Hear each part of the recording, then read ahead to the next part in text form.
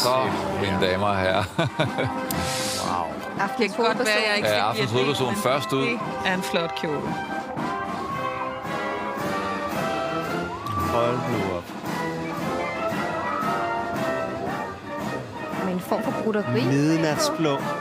Helt midnatsblå med det glimmer af. Tyk kjole med corsageafskæring. Meget smuk. Dronningen i Dronning Mary i et gammelt Malene Biver-sæt faktisk. Fra Malene Bivers salon.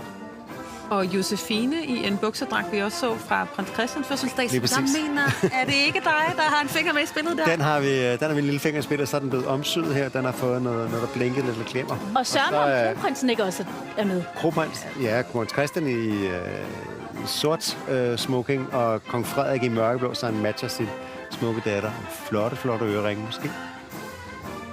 Og det er der blevet gættet meget på, om kronprins var med eller ej, ikke? Men det var han så. Og en meget, meget stolt fantastisk ud. Kongefamilie her. Glad kongefamilie.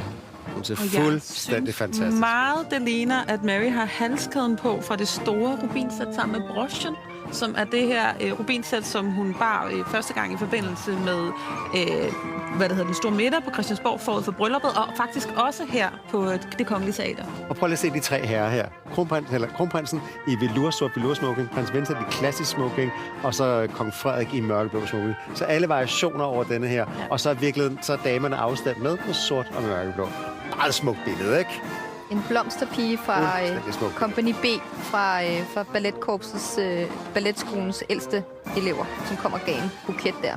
Som vi jo faktisk også får at se på scenen senere, men det kan vi altid komme ind på. Lige nu nyder vi bare synet af den kongelige familie. Der er jo i hvert fald i den gang også blevet tiljublet. Og når man har så langt slæb, så skal man lige passe på, at man ikke træder i det. Ja.